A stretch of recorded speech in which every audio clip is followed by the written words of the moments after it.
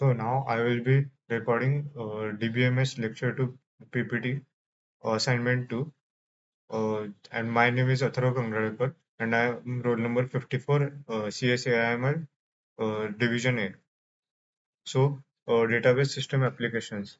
In this, there is banking, which includes transactions, customer accounts, uh, airlines. We can use the database systems in reservations, terminals, terminal networks, etc.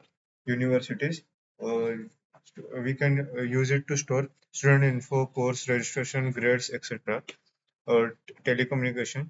We can use it to store database of record of calls and balances. Finance. We can use it for stocks and bonds. Sales. Uh, it can be used for customers, products, purchases, etc. Uh, Manufacturing. It can be used for the supply chain and inventory. HR. It can be used by HRs to keep employee records and salaries records. Next is data abstraction. So in this, there are three levels: physical level, logical level, and view level. So data abstraction is used for hiding complex data structures from users to simplify interface. So in physical level, it is the lowest level. It describes how data is stored. It is complex low-level data structures, and it is used for hardware storage. Logical level, it is higher level. It describes what data is stored. It defines database data relationship. It is used for database administration. Uh, Third is view level. It is the highest level. It describes the part of an entire database. It is used to simplify user interaction with the data.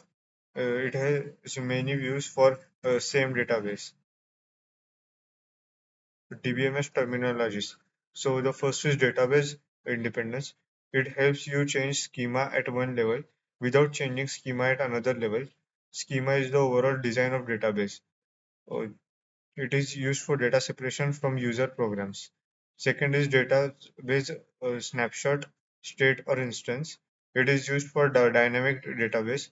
It is used for info to be stored at a particular moment or instance. Now I will talk about what is schema. So schema is the overall structure of the database defined at various levels. It describes how data is organized and how the relationships among them are associated. Now I will talk about the DBMS architecture, tier 1 architecture.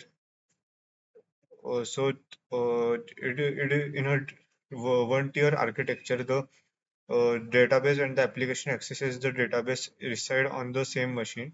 The user directly interacts with the database without an intermediary. Tier 2 architecture. It is also known as client-server architecture. In a tier 2 architecture, the database system is separated from the client application. The client sends requests to the server and the server processes these requests and sends back responses. It has three advantages. One, enhanced scalability. Two, data integrity. Three, security. Three, tier 3 architecture. So in the tier 3 architecture, the application is separated into three layers: presentation, logic, and data. The architecture introduces an intermediate layer between the client and the server, often referred to as the application server or middle layer. Now I will talk about server system architecture. One, first point is translation server. So in translation server, it is responsible for converting data from one format or language to another. This type of server is commonly used in systems where data needs to be interpreted or transformed before it can be processed or stored. Second point is data server. So a data server is a server dedicated to storing, retrieving, and managing data in a database management system. It handles database queries, transaction processing, and data storage. So now I will talk about classification of DBMS. One, data model. It is classified into relational database model and object-oriented data model.